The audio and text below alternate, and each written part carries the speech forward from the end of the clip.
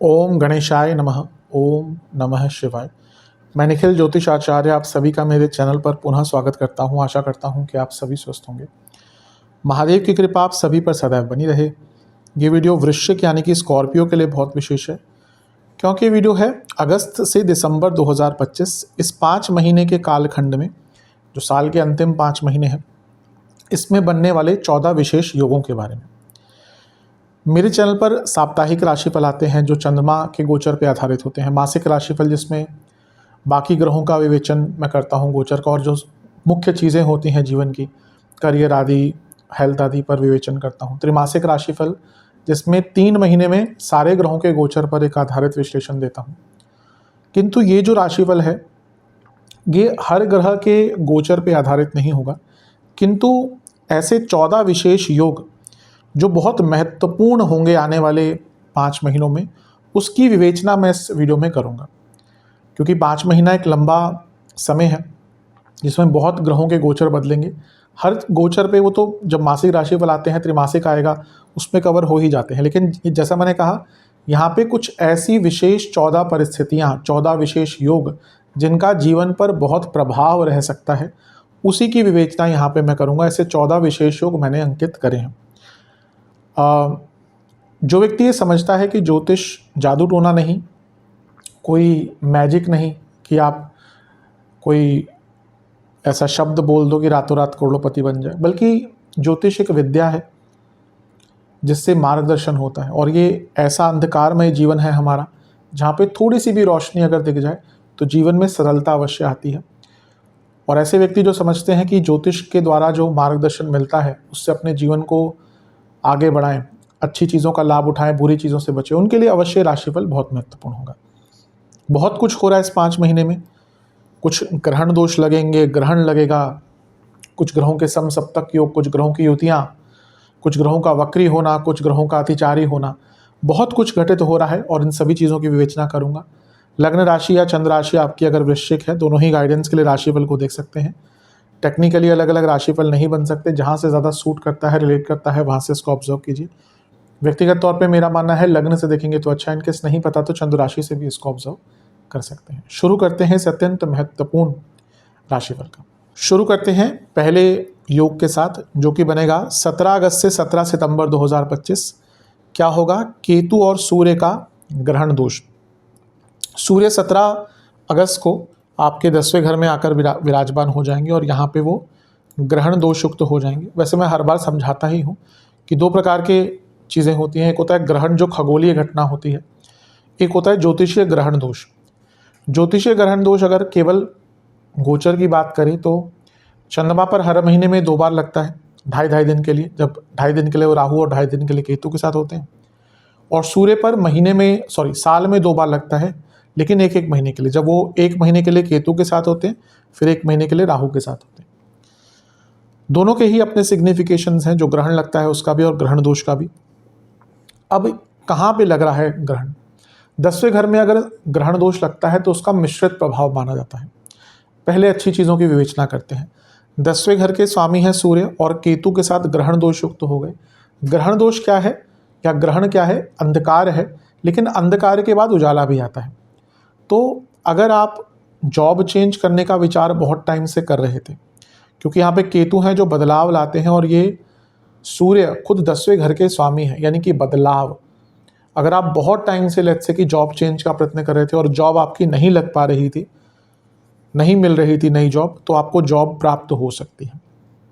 और इवन अगर आप अपना प्रोफाइल भी कुछ चेंज करना चाहते थे, लेट्स से कि आपका एक पर्टिकुलर प्रोफाइल है, आप चाहते थे कि या तो कंपनी में ही, अब कभी कभी बड़ी कंपनीज होती हैं तो उसमें अलग अलग डिपार्टमेंट्स होते हैं, प्रोसेसेस होते हैं, ऑफिसेस होते हैं, तो अगर आप चाहते थे कि विद इन कंपनी ही आपको कोई और प्रोफाइल मिल जाए, उसका भी योग बहुत अच्छा है। जॉब चेंज का भी बहुत अच्छा योग है। 10वें घर में जब ग्रहण दोष लगता है तो करियर में बदलाव तो आता ही है, अपितु ये कर्म भाव भी है, इसीलिए व्यक्ति की कर्म शैली, कार्यशैली थोड़ी बदल जाती है और वो थोड़ा अनकन्वेंशनल तरीके से अपने कार्यों को पूर्ण करता है और नए नए रास्ते खोजता है अपने कार्यों को पूर्ण करने के लिए। तो ये भी एक अच्छी चीज़ है। लेकिन 10वें घर में ग्रहण दोष लग रहा है और ग्रहण दोष 10वें घर के स्वामी पे ही लग रहा है, यानी कि सूर्य पर। तो प्रॉब्लम्स क्या होंगी? पहला, सूर्य बॉसेस के कारक हैं। 10वें घर में आ गए तो करियर से संबंध बन गया, तो बॉसेस से बहुत कहासुनी हो सकती है, बहुत प्रॉब्लम्स हो सकती हैं, कलीग से भी दिक्कत हो सकती है। जो लोग सरकारी जॉब करते हैं उनके लिए तो बहुत कठिन ये महीना रह सकता है, लेकिन इवन जो नॉन सरकारी जॉब भी करते हैं उनके लिए भी बहुत ईजी नहीं रहेगा। Constant problem with bosses, constant issues with bosses, आपको नीचा दिखाने की कोशिश करी जाएगी। मतलब कि नीचा एज इन आपके काम में शायद गलती ना निकाली जाए, उसमें भी निकाली जाएगी, भले आप गलत करें ना करें, पर बाकी आपका कॉन्फिडेंस लो करने का प्रयास किया जाएगा। और अगर कुंडली बहुत ही खराब है और इस समय बहुत ही खराब दशा अंतरदशा चल रही है, क्योंकि ग्रहण दोष 10वें घर में लग गया, कुछ लोगों के लिए जॉब जाने का योग भी बन सकता है। मैं हमेशा कहता हूँ राशिफल सामान्य आधार पे है, हमारे पास या मेरे पास किसी की कुंडली नहीं है, इसलिए देख लीजिए। अगर अब यहाँ पे अगर आपकी प्रत्यंतर दशा, इवन अंतरदशा, लेट्स से केतु की ही चल रही है, आपकी कुंडली में बृहस्पति बहुत खराब है, उनकी दशा अंतरदशा प्रत्यंतर तक चल रही है, चंद्रमा अगर पीड़ित है, या अगर शनि बहुत पीड़ित है, तो अगर ये सब चल रहा है, जिसको थोड़ा बहुत देखना आता है, तो केयरफुल रहेगा, क्योंकि जॉब जाने के भी योग यहाँ पे बन जाते हैं। और सबसे बड़ी बात है कि सूर्य केतु 10वें घर में, ये पिताजी से भी संबंध खराब करेंगे और ये आपकी ना अथॉरिटी कम करेंगे। वैसे तो 10वें घर के सूर्य दिग्बली होते हैं, लेकिन ग्रहण दोष युक्त हैं, और सूर्य क्या है? आपकी अथॉरिटी है। जिस व्यक्ति का सूर्य बहुत अच्छा होता है उसके पास अथॉरिटी होती है, इरिस्पेक्टिव उसके पास पोस्ट हो, पैसा हो ना हो, अगर सूर्य बहुत अच्छा है लोग उसकी बात सुनते हैं। आप देख लीजिए अपने घर में 20 लोग जमा होंगे परिवार में, कभी सुनेंगे लोग, सुनते एक या दो की ही हैं, और उनकी कुंडली उठा के देख लीजिएगा, उनका सूर्य बहुत बलवान होगा।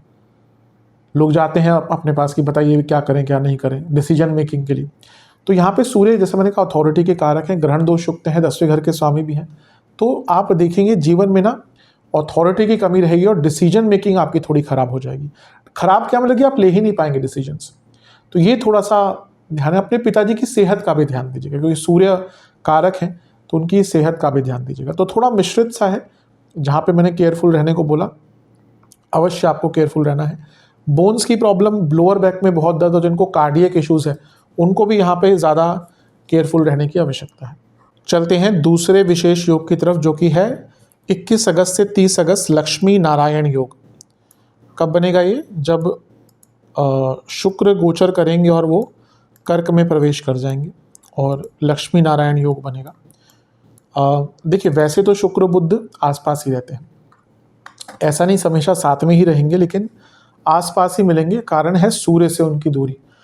बुध सूर्य से या तो साथ में ही उनके मिलेंगे आपको, या मैक्सिमम एक घर आगे, मैक्सिमम एक घर पीछे।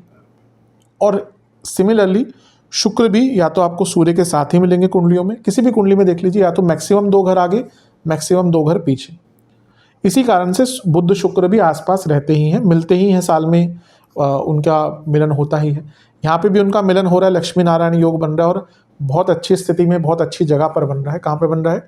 एक तो कर्क राशि है, सौम्य राशि है, शुभ राशि है, और भाग्य स्थान। तो ये लक्ष्मी नारायण योग भाग्य स्थान में बनता हुआ और भी शुभता आपके लिए लेके आएगा। एक तो जब भी भाग्य स्थान में कोई शुभ योग बनता है ना, तो भाग्य का साथ मिलता है और व्यक्ति की प्रॉब्लम सॉल्व होती है। तो ये योग बहुत अच्छा है, बहुत विशेष है।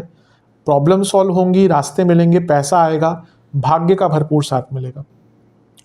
बुध जो है वो आपके लाभेश हैं और अष्टमेश हैं, वहीं जो शुक्र हैं वो आपके 12वें घर और सप्तम के स्वामी हैं। सप्तम और लाभ के स्वामी लक्ष्मी स्थान में, बिजनेस में तेज गति से लाभ होने की संभावना है। और सप्तम से त्रिकोण के स्वामी दोनों ही साथ में हैं, और वो भी लक्ष्मी स्थान में। सप्तम भाव विवाह का, सप्तम से त्रिकोण बहुत इंपॉर्टेंट बन जाता है, तो ये विवाह का योग भी अच्छा बनाता है। अगर सप्तमेश की स्थिति अच्छी है कुंडली में, गोचर में, तो अपने आप विवाह का योग अच्छा बनता है। और यहाँ पे तो हम शुक्र की भी बात कर रहे हैं, वो सप्तमेश है, तो ये विवाह का भी अच्छा योग बनाता है, बिजनेस का भी अच्छा योग बनाता है। और क्योंकि शुक्र जो है वो 12वें घर के स्वामी है, बुध जो है अष्टम के स्वामी है, ये अचानक से रुका हुआ धन, बड़ा धन और विदेश से धन के योग भी बना देता है। और नवम में बुध शुक्र, अगर आपके पिताजी को भी कोई हेल्थ इशू है, उससे भी निकलने का मौका। जो बॉसेस से थोड़ी प्रॉब्लम्स आई थी, अपनी चतुर बुद्धि से, अपने डिप्लोमेसी से उस प्रॉब्लम को सॉल्व कर सकते हैं। और यहाँ से दोनों मिलकर तीसरे घर को देखेंगे, यानी कि भाग्य के साथ, पराक्रम के साथ बौद्धिक क्षमता और चालाकी, सारी ही चीज़ें मिलकर आपको आगे लेके जाएंगी। इवन स्टूडेंट्स के लिए अच्छा है, पंचम से पंचम में योग बन रहा है और हायर स्टडीज़ के लिए भी बहुत अच्छा। तो ये लक्ष्मी नारायण योग बहुत शुभ है, भले ही 9 दिन के लिए है, लेकिन ये लक्ष्मी प्राप्ति, विद्या प्राप्ति, स्टूडेंट्स, बिजनेस, बॉसेस से संबंध, पिताजी की सेहत, हर चीज़ पर इसका एक अच्छा इम्पैक्ट पड़ेगा। बस थोड़ा सा लालच से बचिएगा, क्योंकि शुक्र बुध के साथ हैं जो बुध अष्टमेश हैं। कभी कभी व्यक्ति ना बहुत ज़्यादा लालच के कारण जो उसको प्राप्त होता है तो दूर की बात, जो है उसके पास उसको भी खो देता है। तो बस लालच से बचिएगा, अदरवाइज तो ये योग आपका बहुत शुभ है। चलते हैं तीसरे विशेष योग की तरफ, जो कि है चंद्र ग्रहण। साल का तीसरा ग्रहण, दूसरा चंद्र ग्रहण। इस साल में टोटल 4 ग्रहण लगने हैं, या 2 तो लग चुके हैं, अब 2 और बाकी हैं। तो पहला क्या कहिए, दूसरा चंद्र ग्रहण जो लग रहा है, और इन टोटल तीसरा ग्रहण वो लगेगा 7 सितंबर को। चंद्र ग्रहण है, कुंभ राशि में लगेगा। चंद्र ग्रहण लगता है हमेशा पूर्णिमा पर, सूर्य ग्रहण लगता है हमेशा अमावस्या पर। अब ग्रहण कहाँ पे लग रहा है उसका प्रभाव बहुत रहता है। चंद्रमा पर जब ग्रहण लगता है तो उसका प्रभाव मानसिक स्थिति पर, बाकी चीज़ों पर भी पड़ता है, लेकिन इमोशंस पर करीबन 1 महीने को दिखता है। अब चौथे घर में ग्रहण का लगना बहुत अच्छा नहीं माना जाता। गुरु की दृष्टि भी है, लेकिन गुरु खुद अष्टम में है, तो कितना ही बचा लेंगे। और वो खुद आपके लिए देखे तो यहाँ पे वो अतिचारी अवस्था में है, खुद ही अपनी खुद की जो उनकी अपनी प्रकृति है उससे थोड़े से हटे हुए हैं, लेकिन थोड़ा बहुत प्रोटेक्शन तो रहेगा ही। पहले चर्चा करते हैं चौथे घर के ग्रहण। देखिए इसमें क्या होता है ना, पहला तो अपने ही इमोशनल लाइफ में बहुत प्रॉब्लम्स आएंगे, बहुत ट्रबल रहेगा, बहुत दिक्कतें रहेंगी। इमोशनली वल्नरेबल होता है इंसान, गलत कार्य कर सकता है इमोशंस में बहकर, उसको अपने खुद के इमोशंस समझ नहीं आते। घर में बहुत कलह कलेश होने के योग हैं यहाँ पे। और अपनी माता जी की सेहत का ध्यान दीजिएगा, क्योंकि चंद्रमा पर ग्रहण है और चौथा भाव भी माता का है, और उन पर अष्टम से बैठे ग्रह का प्रभाव है, जो चौथे से मारक स्थान के स्वामी बन जाते हैं। ये कालखंड 1 महीने का माता जी की सेहत के लिए बहुत खराब है। इमोशनल्स, जैसे मैंने कहा ना, देखिए वृश्चिक वाले क्या होते हैं ना, भले ही एग्रेशन हो इनके अंदर, पर बहुत इमोशनल लोग होते हैं, क्योंकि जल तत्व है। हर चीज़ को देखकर आप प्रेडिक्शन देते हैं कि लग्न का तत्व क्या है। तो वृश्चिक वाले भले ही ना दिखाएं, क्योंकि स्थिर स्वभाव है ना, स्थिर स्वभाव की राशि भी है, लेकिन जल तत्व की राशि भी है। अब अगर हम कर्क की बात करें, कर्क भी जल तत्व है, लेकिन चर स्वभाव है। कर्क वालों को अगर इमोशंस उनके होते हैं ना, सीधा दिख जाएंगे उनके चेहरे पे। वृश्चिक वाले बहुत टाइम तक उसको हाइड करते हैं।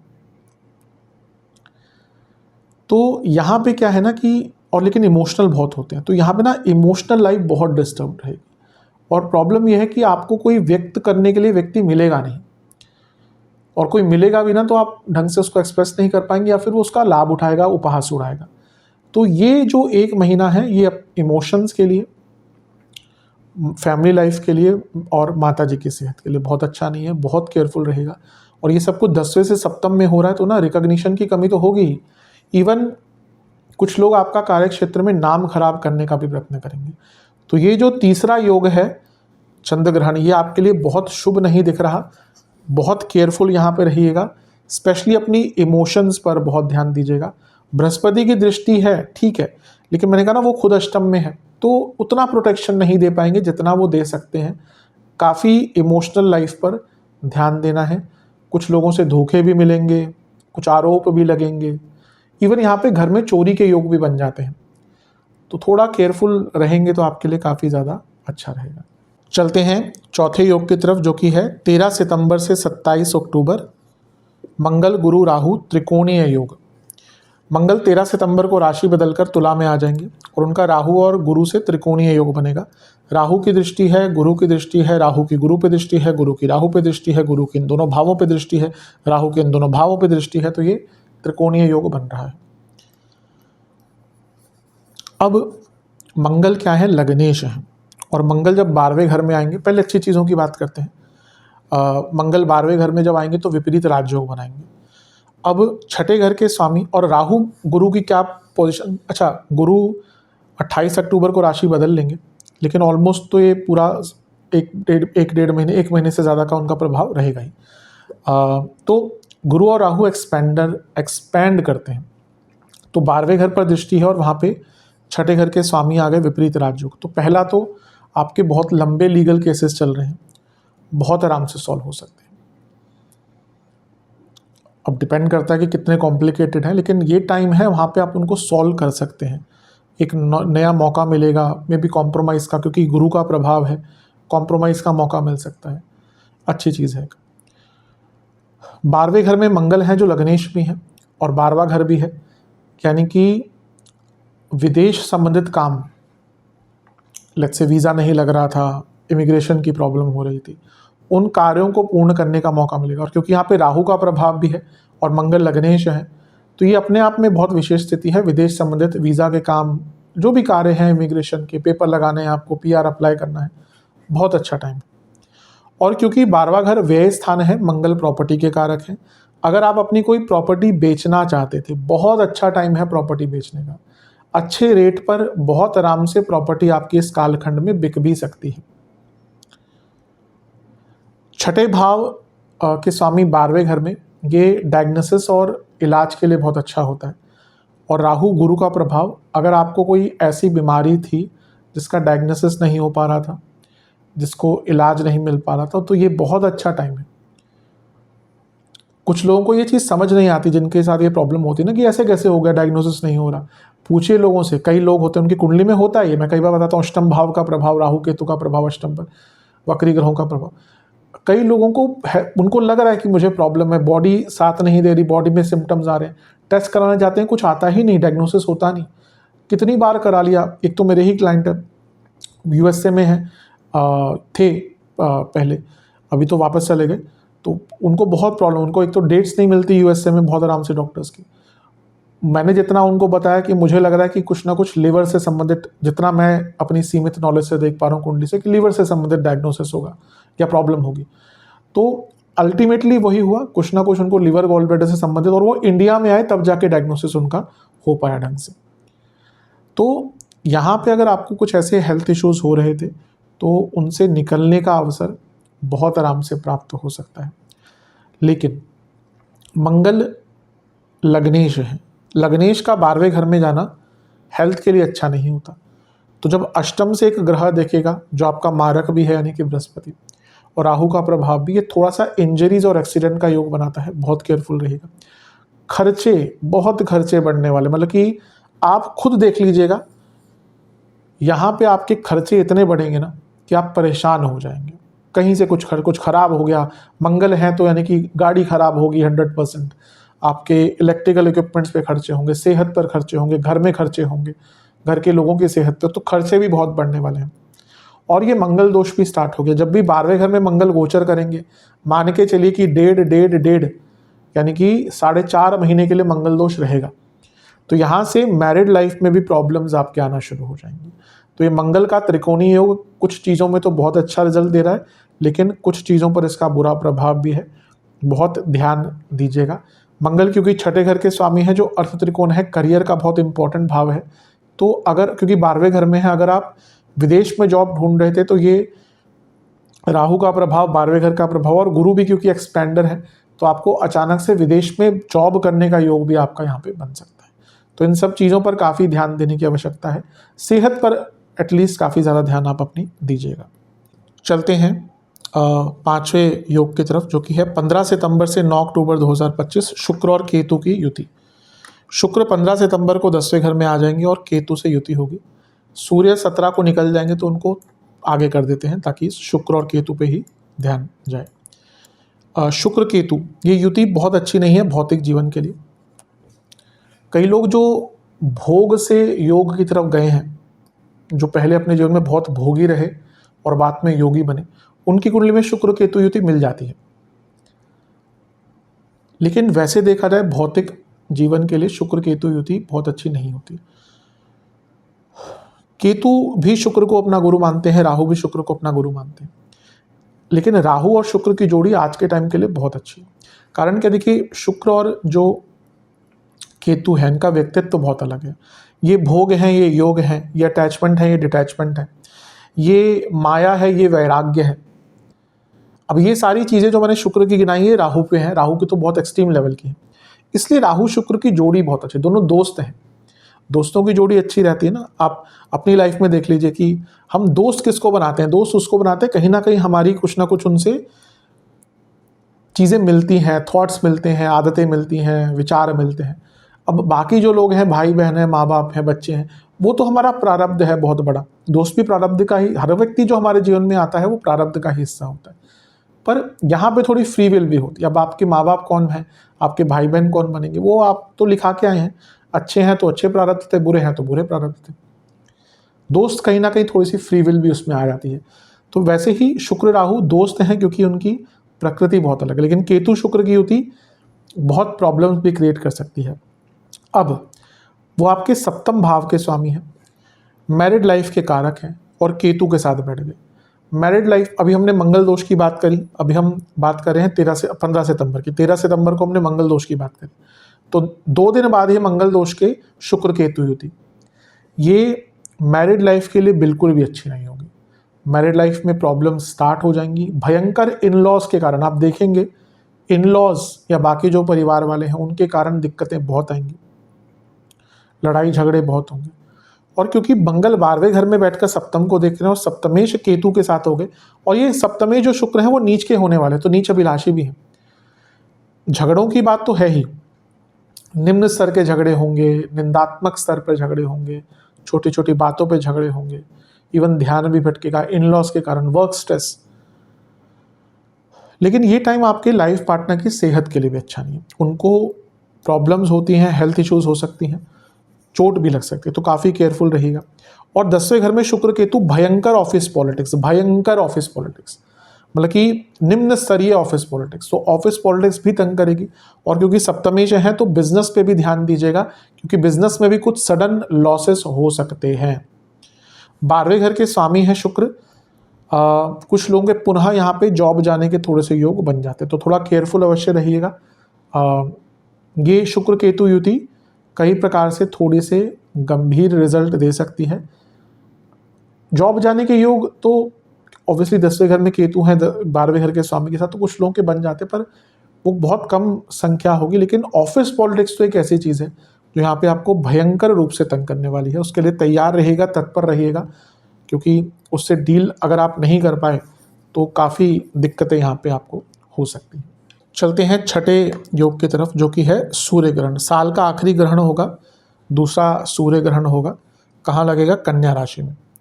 अब जैसा मैंने कहा था, चंद्र ग्रहण लगता है पूर्णिमा पर, तो सूर्य ग्रहण लगता है अमावस्या पर। 11वें घर का सूर्य ग्रहण बहुत बुरा नहीं होता है, कोई भी ग्रहण, मैं कई बार बताता हूँ इस चीज़ को, क्योंकि 11वें घर में सूर्य हैं जो 10वें घर के स्वामी हैं, और यहाँ पे जब ग्रहण लग रहा है तो बुध भी है, तो ये sudden flow of income, sudden पैसा, जिनका 2 नंबर का काम है उनके तो वारे नहीं आ रहे, और इवन स्पेकुलेटिव मार्केट से कुछ रुका हुआ धन, पैसे कमाने के नए सोर्स खोल देता है। बुध भी यहाँ पे हैं जो अष्टमेश भी हैं, और सूर्य यहाँ पे हैं जो आपके दशमेश हैं। ये जॉब चेंज का भी योग बनाता है। कुछ लोगों की अगर जॉब गई थी रिसेंटली, जैसे मैंने 1-2 योग बताए थे, इनके सब वहाँ पे जॉब गई थी, तो यहाँ पे दोबारा जॉब लगने के योग भी आपके बहुत अच्छे बन जाते हैं। और 11वें घर में जब ग्रहण लगता है तो व्यक्ति के अंदर बदलाव की क्षमता बढ़ जाती है, यानी कि वो कुछ बदलाव लाने में उसके अंदर हिम्मत होती है कि हाँ मैं ये बदलाव ला पाऊंगा। वो प्रॉब्लम्स को सॉल्व कर पाता है अलग तरीके से, और जैसा मैंने कहा चेंज को एक्सेप्ट करता है। लेकिन जब 11वें घर में ग्रहण लगता है ना, तो लालच भी बहुत बढ़ता है, और क्योंकि यहाँ पे सूर्य ग्रहण है तो ना बॉसेस से प्रॉब्लम चलती रहेगी। अभी जो सूर्य केतु की युति से हुआ था ना, वो एक्सटेंड ही रहेगा, मतलब कि बॉसेस से तो आप देखेंगे भले ही आप आगे बढ़ पाएँ, सब कुछ ठीक है, लेकिन बॉसेस से कांस्टेंट प्रॉब्लम रहेगी। यहाँ पे एक चीज़ से बहुत बचना है, अगर आपका अपना बिजनेस है या आपके कुछ सरकारी बाधाएं हैं, तो सरकारी बाधाएं यहाँ पे आपको बहुत तंग कर सकती हैं। अदरवाइज ये सूर्य ग्रहण उतना बुरा नहीं, जैसे चंद्र ग्रहण तो आपके लिए इमोशनल लेवल पर बहुत प्रभाव डालेगा, सूर्य ग्रहण फिर भी कई अच्छे बदलाव, कई चेंजेस लाने की क्षमता आपके अंदर लाएगा। बस जो 2-3 मैंने नेगेटिव चीज़ें कही उनका ध्यान दीजिएगा। छठे घर में ग्रहण जब लगता है अचानक से हेल्थ एक्सपेंसेस बढ़ते हैं, क्योंकि ये भाव छठे से छठा है, तो सडन एक्सपेंसेस, जरूर नहीं कि आपके ही हो, लेकिन घर में सडन हेल्थ एक्सपेंसेस इस 1 महीने में होने की संभावना बहुत ज़्यादा बढ़ जाती है। चलते हैं 7वें योग की तरफ, जो कि है 9 अक्टूबर से 2 नवंबर 2025 में बनने वाला योग जो कि है शुक्र का नीच का होना और उन पर शनि का दृष्टि प्रभाव, या कहिए वक्री शनि का दृष्टि प्रभाव कब बनेगा, जब शुक्र जो है वो कन्या में आ जाएंगे। ये होगा 9 अक्टूबर को। नीच का ग्रह कोई बुरा नहीं होता, धन के लिए तो मैं हमेशा कहता हूँ बहुत अच्छा, और वो आपके शनि से दृष्ट है, वक्री शनि से, जो लक्ष्मी स्थान में बैठे हैं। शुक्र लाभ स्थान में है। यहाँ पे कुछ टाइम के लिए उनकी युति सूर्य से भी होगी जो दशमेश है।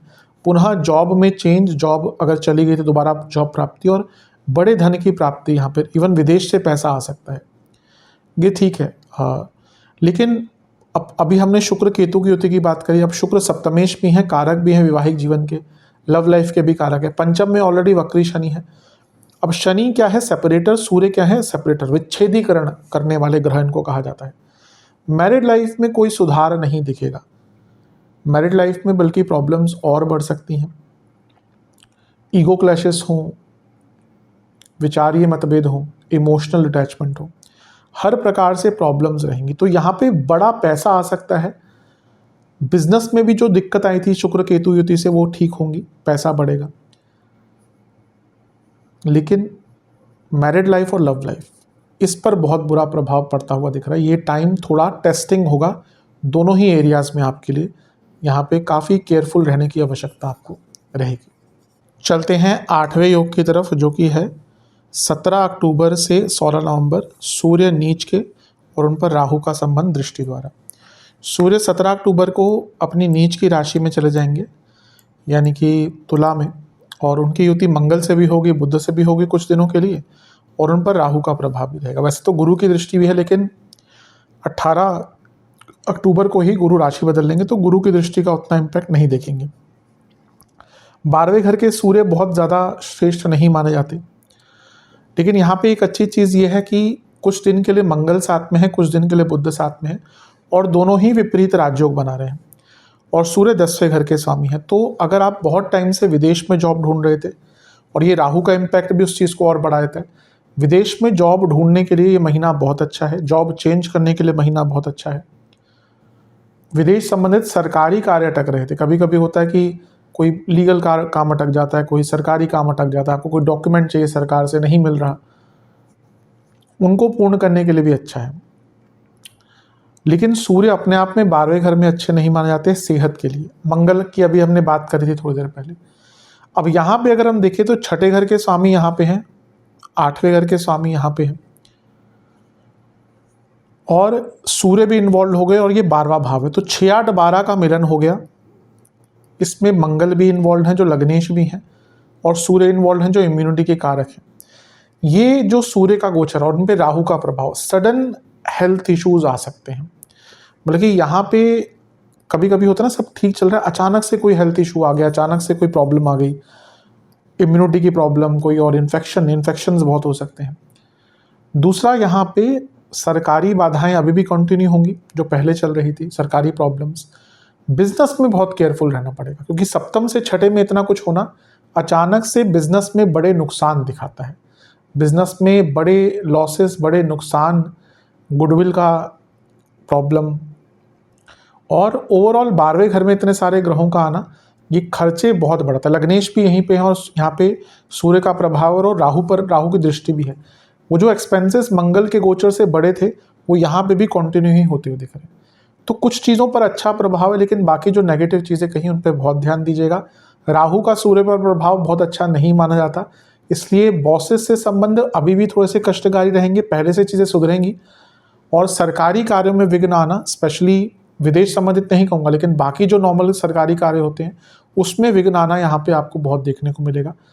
12वें घर में इतने सारे ग्रह, राहु का प्रभाव कन्फ्यूजन भी बहुत क्रिएट करता है। तो कोई बड़े निर्णय जहाँ पे धन का बहुत बड़ा कोई रोल हो, उन निर्णयों को लेने से थोड़ा सा यहाँ पर बचेंगे तो आपके लिए अच्छा रहेगा। थोड़ा सा सेंसिटिव अवश्य है ये सूर्य का गोचर आपके लिए। चलते हैं 9वें योग की तरफ, जो कि है गुरु का कर्क में प्रवेश।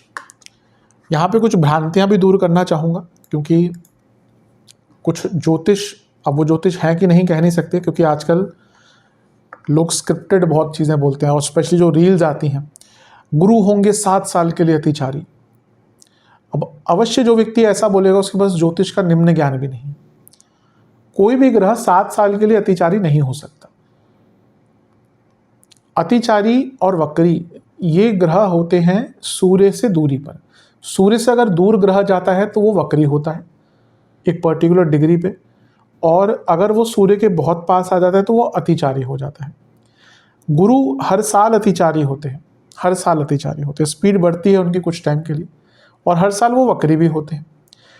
अब अलग क्या हो रहा है इस साल भी और अगले कुछ सालों में भी, कि जब सूर्य गुरु अतिचारी हुए तो क्योंकि उनकी स्पीड बढ़ रही थी आगे, एक राशि में 30 डिग्री ही होती है, 0 से 30 डिग्री, तो जब वो आगे बढ़ते रहेंगे 30 डिग्री पार करेंगे तो अगली राशि में आ ही जाएंगे। तो ऐसा नहीं कि 7 साल के लिए अतिचारी रहेंगे, वो हर साल अतिचारी होते हैं। बस अभी शायद अगले आने वाले 4-5 साल क्या होगा, वो कुछ टाइम के लिए आगे वाली राशि में चले जाएंगे। हाँ, उसका प्रभाव होगा, लेकिन ऐसा नहीं मानना कि 7 साल के लिए गुरु अतिचारी होने वाले हैं, ये बहुत ही गलत चीज़ है। खैर, ज्योतिष के नाम पे आजकल लोग कुछ भी कहते हैं, लेकिन ये समझना चाहिए कि हाँ, गुरु 7 साल के लिए अतिचारी नहीं होंगे। हाँ, एक अच्छी चीज़ है कि वो अभी अतिचारी अवस्था में जब कुछ टाइम, अच्छा, गुरु कोई बहुत ज़्यादा आगे डिग्रीज भी नहीं बढ़ेंगे, 0 डिग्री पे ही, ऑलमोस्ट 0 डिग्री कुछ मिनट्स पे ही वो रहेंगे, क्योंकि वो जैसे ही प्रवेश करेंगे ना कर्क में, उसके बाद उनकी स्पीड कम हो जाएगी और वो 11 तारीख को, 11 नवंबर को अंततः वक्री हो जाएंगे वापस आने के लिए, क्योंकि 5 दिसंबर को वापस आ जाएंगे। हाँ, लेकिन एक चीज़ को नहीं नकार सकते कि वो कुछ टाइम के लिए उच्च के होंगे, नवम में आएंगे, तो एटलीस्ट 18 अक्टूबर से 11 नवंबर ये टाइम आपके लिए बहुत अच्छा रहेगा। क्यों? पहला तो वो आपके धनेश और पंचमेश हैं, धन स्थान, लक्ष्मी स्थान, खुद भाग्य के कारक हैं, भाग्य स्थान में आकर उच्च के हो रहे हैं, आपके लगने के स्वामी के मित्र हैं। तो ये सारी ही अवस्थाएं बता रही हैं कि भाग्यकारी योग होगा। ये यहाँ से वो लग्न को देखेंगे, यहाँ से वो पंचम को देखेंगे, यहाँ से तीसरे घर को देखेंगे। उच्च की अवस्था में भाग्य, पराक्रम, धन, स्टूडेंट्स, स्पेकुलेटिव मार्केट्स, रुके हुए कार्य, हर चीज़ में लाभ आप देखेंगे। सडनली इस पीरियड में आपका भाग्य इतना साथ देगा और आपको कई प्रकार के लाभ यहाँ पे प्राप्त होंगे। ये बहुत श्रेष्ठ है। और क्योंकि 10वें से 12वें में है, कुछ लोग अगर ट्रांसफर्स चाह रहे थे अपने कार्य क्षेत्र में, वो भी दूर होंगी प्रॉब्लम्स। और एटलीस्ट 11 नवंबर तक का टाइम अपने बॉसेस से संबंध को ठीक करने का है, क्योंकि 11 नवंबर के बाद वो वक्री होंगे, फिर से प्रॉब्लम्स आएंगी। लेकिन एटलीस्ट ये टाइम है कि अपने मैनेजमेंट से, अपने बॉसेस से अगर कुछ प्रॉब्लम्स आ रही थी उनको ठीक करा जाए। संतान प्राप्ति के लिए भी ये टाइम बहुत अच्छा है। वैसे पूरा टाइम ही कह सकते हैं, गुरु तो गुरु हैं, उच्च के हैं, लेकिन हाँ, अगर आप संतान प्राप्ति के इच्छुक हैं तो 18 अक्टूबर से 11 नवंबर ये टाइम बहुत अच्छा है कंसीविंग के लिए। और जैसा मैंने कहा, भाग्य का साथ मिलेगा ही, और गुरु का नवम में आना अचानक से धार्मिक यात्राएं भी कराता है। तो ये गुरु का उच्च का होना कुछ टाइम के लिए ही भले, ये अवश्य आपको बहुत लाभ देकर जाने वाला है। चलते हैं 10वें योग की तरफ, जो कि है 10 नवंबर से 29 नवंबर बुध वक्री, मंगल बुध की युति और गुरु का प्रभाव। और गुरु भी ये 10 नवंबर की हम बात करें, 11 नवंबर से वक्री हो जाएंगे। तो वक्री गुरु की दृष्टि का प्रभाव जो उच्च के हैं। अच्छा, एक चीज़ यहाँ पे मैं उसको ज़्यादा अंकित नहीं कर रहा, लेकिन बुध वक्री होंगे और आई थिंक 24-25 नवंबर के आसपास वो पतित हो जाएंगे, गिर जाएंगे, वापस तुला में चले जाएंगे। तो ये इम्पैक्ट भी थोड़ा सा रहेगा। मंगल लग्नेश है और बुध अष्टमेश है। अब बुध का अष्टम भाव का स्वामी होने के नाते लग्नेश के साथ लग्न में वक्री होना हेल्थ के लिए अच्छा नहीं होता। मंगल खुद 6ठे घर के स्वामी है, बुध 8वें घर के स्वामी है। ये सडन दोबारा हेल्थ इश्यूज, और क्योंकि 6ठे घर का स्वामित्व और 8वें का मिला, ये अब मंगल लग्न में है, मंगल भरी लग्नेश का 4थे घर को देख रहे हैं, ये वहीकुलर एक्सीडेंट्स के योग भी बनाता है। बहुत केयरफुल रहने की आवश्यकता है। अच्छी चीज़ ये है कि बुध जो है वो लाभेश है। कोई भी ग्रह वक्री होता है तो स्ट्रांग होता है, पैसा कमाने के योग बहुत बनेंगे, क्योंकि लग्न में है और वक्री गुरु की दृष्टि है जो खुद धनेश और लक्ष्मी स्थान के स्वामी हैं। सडन बिजनेस में लाभ, जॉब में एक्स्ट्रा पैसा, आपके एक्स्ट्रा सोर्सेज ऑफ इनकम है उसमें बढ़ोतरी, अचानक से पैसे कमाने की अपॉर्चुनिटी सब आ सकता है। हिडन इनकम है, स्पेकुलेटिव मार्केट्स है, पैतृक संपत्ति, सब से लाभ मिलेगा। लेकिन सेहत पर बहुत बुरा इम्पैक्ट पड़ेगा। इंजरीज के, सर्जरीज के, इवन छोटे मोटे वहीकुलर एक्सीडेंट्स के भी कारक हैं, बहुत केयरफुल रहेगा। और बुध क्या है? वक्र बुद्धि। वक्री बुद्ध क्या है? वक्र बुद्धि, और लग्न में है। तो क्योंकि अष्टमेश है, लग्नेश के साथ बैठे, बहुत इम्पल्सिवनेस और गलत निर्णय लेने की क्षमता बहुत बढ़ जाती है ऐसे व्यक्ति की। तो मैं यही कहूँगा कि बहुत बड़े निर्णय मत लीजिएगा, क्योंकि वक्री गुरु की दृष्टि है और बुध वक्री है। बुध क्या है? बुद्धि है। गुरु क्या है? आपकी नॉलेज, आपका ज्ञान, आपके सोचने समझने की कहीं ना कहीं जो एक, या कहिए जो मैच्योर थिंकिंग होती है, वो गुरु है।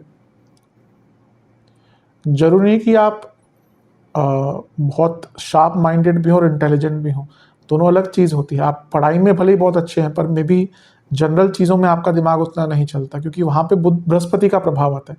एक व्यक्ति पढ़ाई में शायद बहुत अच्छा हो सकता है, मैथ्स में बहुत अच्छा हो, पर मे बी बाकी जो नॉलेज है उसको नहीं हो, वहाँ पे बृहस्पति का प्रभाव आता है। तो यहाँ पे दोनों ही वक्री है ना, तो बुद्धिमत्ता, ज्ञान, गलत निर्णय ये लेने की क्षमता बहुत बढ़ जाती है। इसलिए इस टाइम में आपको बहुत केयरफुल रहना है, कोई भी बहुत सेंसिटिव और बड़ा निर्णय नहीं लेना। दोनों ही ग्रह मिलकर सप्तम को देखेंगे और मंगल दोष बना हुआ है, बुध वक्री है। ये मैरिड लाइफ में अचानक से उथल पुथल मचाएगा। मैरिड लाइफ के लिए तो दिख रहा है कि जब से मंगल का गोचर हुआ था तुला में, वहाँ से ही, इवन उससे पहले जब शुक्र केतु की युति भी हुई थी, दिक्कत तो वहीं से आपके लेट्स से कि सितंबर से ही शुरू हो जाएगी, और अभी भी उसमें कोई बहुत ज़्यादा बदलाव नहीं दिख रहा। चलते हैं 11वें योग की तरफ, जो कि है गुरु का वक्री होना। गुरु 11 नवंबर को ही वक्री हो जाएंगे। वक्री तो ये फरवरी तक रहेंगे, 2026 तक, पर यहाँ पे हम बात करेंगे केवल दिसंबर के अंत की, तो वक्री रहेंगे। अब यहाँ पे भी वक्र अवस्था में क्या होगा, 5 दिसंबर को वापस गिर जाएंगे। लेकिन यहाँ तक का टाइम बहुत केयरफुल रहने का है, क्योंकि यहाँ पे गुरु वक्री भी हैं और अपनी नॉर्मल पोजीशन से हिले भी हुए हैं। जो गुरु का प्रभाव बहुत अच्छा था वो 18 अक्टूबर से 11 नवंबर तक रहेगा। उसके बाद चीज़ें दोबारा सेंसिटिव हो सकती हैं। बॉसेस से सडन प्रॉब्लम, सडन मतलब कि अगर ज़्यादा ही बुरा समय चल रहा है ना आपका दशांतर, बल्कि आपके बॉसेस आपके पीछे पड़ जाएंगे कि इसको निकालो। भाग्य का उतना साथ नहीं मिलेगा। जीवन में थोड़ी अस्थिरता रहेगी 11 नवंबर से स्पेशली 5 दिसंबर तक। और यहाँ पे पिता पुत्र संबंध और आपके पिताजी की सेहत दोनों के लिए ही बुरा प्रभाव है। तो ये थोड़ा सेंसिटिव 2-3 हफ्ते का टाइम है। उनका एक प्रभाव लग्न पर रहेगा, वो मारकेश भी हैं, तो सेहत पर इम्पैक्ट पड़ सकता है। और वो क्योंकि पंचम को भी देखेंगे, लव लाइफ पर नेगेटिव इम्पैक्ट, पंचम में ऑलरेडी शनि है, और ये संतान से संबंध भी खराब करता हुआ दिखाता है। जो महिलाएं गर्भवती होंगी उनको भी यहाँ पे थोड़ा सा केयरफुल रहना है। तो ये वक्री गुरु से थोड़ा बच के रहेगा। ये 11 से 5 दिसंबर, 11 नवंबर से 5 दिसंबर, ये 3 हफ्ते का टाइम बनता है। बहुत सेंसिटिव टाइम होगा यहाँ पे, स्पेशली बॉसेस से, पिताजी की सेहत, पिताजी से संबंध बहुत केयरफुल रहेगा। खर्चे बढ़ेंगे और जीवन में अचानक से अस्थिरता बहुत आ जाएगी। तो ये काफ़ी सेंसिटिव आपका टाइम रहने वाला है। चलते हैं 12वें योग की तरफ, जो कि है 5 दिसंबर को बनने वाला योग, जो कि होगा गुरु की घर वापसी। गुरु पुनः मिथुन में वापस आ जाएंगे, जिसमें जहाँ पे उनको होना चाहिए था। जो उथल पुथल मचेगी गुरु के वक्री होने से 11 नवंबर से 5 दिसंबर तक, उसमें कमी अवश्य आएगी। गुरु वहीं पर वापस आ जाएंगे जहाँ पे उनको होना चाहिए था। वो क्योंकि धनेश हैं, पंचमेश हैं, अष्टम में बैठे हैं, 2, 5, 8 का मिलन, सारे ही पनफरा स्थान है। ये अचानक से धन प्राप्ति, पैतृक संपत्ति से लाभ और थोड़ा बहुत जीवन में स्थिरता वापस आना शुरू होंगी। एकदम मत एक्सपेक्ट कीजिएगा, लेकिन हाँ थोड़ा सा जो एक बहुत ना, यहाँ पे जब गुरु होंगे बहुत अनईजी सा टाइम रहेगा। यहाँ पे दोबारा चीज़ें थोड़ा सा कंट्रोल में आना शुरू होंगी। अभी भी अष्टम में है, कोई बहुत अच्छा स्थान नहीं है, लेकिन हाँ वापस उसी स्थान में आ गए और धन के लिए बहुत अच्छा है। मैं फिर से कहूँगा कि सेहत के लिए, वृश्चिक के लिए आने वाला टाइम, कि जो मैंने जहाँ से शुरू किया था बताना, अभी भी एक ग्रह पतित होकर वापस आया है। ये टाइम बहुत ज़्यादा सुखद नहीं रहेगा। आई थिंक ये वक्री बृहस्पति से भी ना आपको अपनी सेहत को बहुत बचाना है, क्योंकि यहाँ पे सडन हेल्थ इश्यूज आ सकते हैं। वो जीव कारक है, अष्टम में उनका वापस आना सडन हेल्थ इश्यूज, सडन बड़े हेल्थ इश्यूज दे सकता है। बाकी तो कह सकते हैं जब वो वापस आएंगे तो जीवन में थोड़ी सी स्थिरता अवश्य वापस आना शुरू होगी, थोड़ा सा कंट्रोल जो खोया था वो वापस आना शुरू होगा। चलते हैं 13वें योग की तरफ, जो कि है गुरु मंगल का समसप्तक योग। 7 दिसंबर को बनेगा। मंगल का राशि परिवर्तन होगा, मंगल आ जाएंगे धन स्थान में। मंगल लग्नेश है, तो उनका धन स्थान में आना अच्छा होता है। और उन पर गुरु की दृष्टि है, ठीक है वक्री है, लेकिन ये खुद गुरु की राशि है, तो ये एक प्रकार से अच्छा है। धन स्थान में लग्नेश है, धनेश की उन पर दृष्टि है, और जो गुरु है वो खुद लक्ष्मी स्थान के स्वामी है। मंगल छठे घर के स्वामी है, ये दिखाता है कोई फंसा हुआ पैसा था आपका, कहीं पे भी कुछ फंसा हुआ पैसा था, कुछ पैसा अटक गया था, पेमेंट अटक गई थी, लीगल काम में पैसा फंस गया था, वो प्रॉब्लम सॉल्व हो सकती है। मंगल प्रॉपर्टी के कारक हैं और छठे घर के स्वामी हैं, तो कुछ प्रॉपर्टी के वाद विवाद चल रहे थे, प्रॉपर्टी के काम अटक रहे थे, वो पूर्ण हो सकते हैं। और क्योंकि अष्टम भाव पैतृक संपत्ति का है, यहाँ से मंगल गुरु को देखेंगे, यहाँ से गुरु मंगल को देखेंगे, ये पैतृक संपत्ति का भाव, और दूसरा भाव अष्टम से सप्तम यानी कि उसकी पूर्णता दिखाता है, और छठा भाव मंगल, तो पैतृक संपत्ति का कुछ विवाद चल रहा था, उसको सुलझाने का अवसर भी मिलेगा, और उसमें कोई लीगल इशू था उसको भी सॉल्व करने का मौका आपको मिल जाएगा। धन प्राप्ति के लिए बहुत अच्छा है। करियर में भी ग्रोथ हो सकती है, क्योंकि छठे घर के स्वामी यानी कि अर्थ त्रिकोण, ये भी अर्थ त्रिकोण, तो करियर में भी वृद्धि हो सकती है। जॉब चेंज का भी अच्छा खासा यहाँ पे मौका बन जाता है। सब ठीक है, लेकिन लग्नेश है मंगल, और दूसरा भाव मारक भाव है, गुरु मारकेश हैं आपके, इसलिए थोड़ा केयरफुल। सेहत को पुनः लेकर कहूँगा, साल का अंतिम 2-3 महीने आपके लिए बहुत कष्टकारी जा सकते हैं, और अगर यहाँ पे आप खुद अनअवेयर रहे, खुद केयरलेस रहे, तो हेल्थ इश्यूज बहुत बढ़ेंगे। इन्फेक्शन से लेकर, फूड इन्फेक्शन से लेकर, लिवर गॉल ब्लैडर की प्रॉब्लम, प्राइवेट पार्ट से जुड़ी प्रॉब्लम, इंटेस्टाइन्स से जुड़ी प्रॉब्लम, ये सारी ही चीज़ें, लिवर से संबंधित प्रॉब्लम्स, ये सारी ही चीज़ें आपको बहुत तंग कर सकती हैं। बहुत केयरफुल रहने की आवश्यकता है यहाँ आपको अपनी सेहत को लेकर। चलते हैं 14वें योग की तरफ, 14th और आखिरी 20 दिसंबर को मंगल शुक्र सूर्य की युति, और सप्तम समसप्तक योग उनका बृहस्पति के साथ। देखिए मंगल तो हमने अभी बात करी 7 दिसंबर को आ गए थे, सूर्य जो है वो आई थिंक 16-17 दिसंबर को आ जाएंगे, और शुक्र 20 दिसंबर को आ जाएंगे। तो ये 3 ग्रहों का प्रभाव आपके दूसरे घर में, और बृहस्पति की दृष्टि, पुनः कहूँगा पैसे के लिए बहुत अच्छा है। 10वें घर के स्वामी यहाँ पे हैं, करियर में ग्रोथ, करियर में वृद्धि, करियर में प्रमोशन के योग बन जाते हैं। सूर्य कारक है प्रमोशन के, अर्थ त्रिकोण में है। 12वें घर के स्वामी शुक्र जो विदेश संबंधित जॉब करते हैं उनको बहुत लाभ मिलेंगे। छठे घर के स्वामी मंगल, 10वें घर के स्वामी सूर्य, और ये सब हो रहा है दूसरे घर में, यानी कि 2-6-10 अर्थ त्रिकोण का मिलन, पैसा भी बढ़ेगा, करियर में अथॉरिटी, करियर में आगे बढ़ने के अवसर सब प्राप्त होंगे, बहुत अच्छा है। लेकिन शुक्र का अर्थ त्रिकोण में आना, 10वें घर के स्वामी के साथ बैठना, यानी कि सूर्य शुक्र, ये ऑफिस पॉलिटिक्स साल के अंत में बहुत रहेगी। फिर से अभी मैं सेहत पर ही दोबारा आऊँगा। कभी कभी कुछ लोग कहते हैं नेगेटिव आप ज़्यादा बताते हैं, नेगेटिव बता रहे हैं, नहीं बताना चाहिए। देखिए ज्योतिष मैं कई बार समझाता हूँ, मुझे पता है अधिकतम लोग गाइडेंस के लिए ही देखते हैं, कुछ लोग होते हैं उनको ज्योतिष एक मोटिवेशन स्पीच लगती है। बहुत चैनल्स हैं यूट्यूब पे, आपको रोज़ करोड़पति बनाने वाले चैनल्स हैं। आज बन गया ये, 200 साल बाद ये महाभाग्य योग बना, ये बना, और लोगों को करोड़पति बना रहे हैं। मैं वैसा नहीं करता, जो चैनल देखते हैं मेरा, मैंने कभी ऐसा नहीं किया। ये ज्योतिष का औचित्य यही है कि वो टाइम अगर थोड़ा सेंसिटिव है तो बच के रहें। दिख रहा है कि वृश्चिक के लिए साल का अंतिम भाग सेहत के लिए अच्छा नहीं है।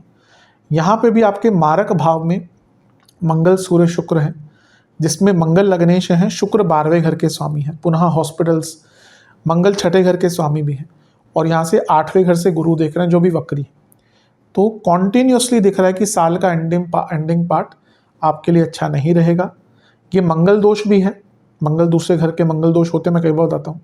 तो मैरिड लाइफ की प्रॉब्लम तो सितंबर से ही स्टार्ट हो जाएगी, लेकिन लेट्स से कि अक्टूबर नवंबर के बाद, नवंबर दिसंबर स्पेशली, वृश्चिक वालों को अपनी सेहत पर बहुत ज़्यादा ध्यान देने की आवश्यकता है, क्योंकि हेल्थ इश्यूज़ बहुत ज़्यादा तंग यहाँ पर आपको कर सकते हैं। तो इन सभी चीज़ों पर ध्यान दीजिएगा। अब उपाय की बात हम कर लेते हैं। उपाय की बात करते हैं। सबसे पहला तो आपको एक पात्र में पंचामृत बनाना है, और उसमें कुछ सफ़ेद तिल डालने हैं, और इससे महादेव का अभिषेक करना है। फिर जल से अभिषेक करना है, बेलपत्र अर्पण करने हैं, सफ़ेद पुष्प की माला अर्पण करनी है, केसर युक्त खीर का भोग लगाना है, 4 प्रकार के फलों का भोग लगाना है, 4 घी के दिए, 4 सरसों के तेल के दिए अर्पण करने हैं। इसके बाद वहीं बैठकर रुद्र गायत्री मंत्र है, ओम तत्पुरुषाय विद्महे महादेवाय धीमहि तन्नो रुद्रः प्रचोदयात्। मिल जाएगा आपको ऑनलाइन आराम से। किसी भी हनुमान जी के मंदिर में एक सुंदरकांड की पुस्तक अर्पण कीजिए, दान में दीजिए, और दक्षिणा दान में दीजिए। और किसी भी मंदिर में गेहूं का आटा, चावल और दूध का दान कीजिए। ये उपाय करेंगे, अवश्य काफ़ी लाभ प्राप्त होगा। आशा करता हूँ वीडियो काम आएगी। चैनल पर नए हैं सब्सक्राइब कीजिए, वीडियो को लाइक कीजिए। मिलता हूँ अगली वीडियो में, तब तक के लिए ओम नमः शिवाय।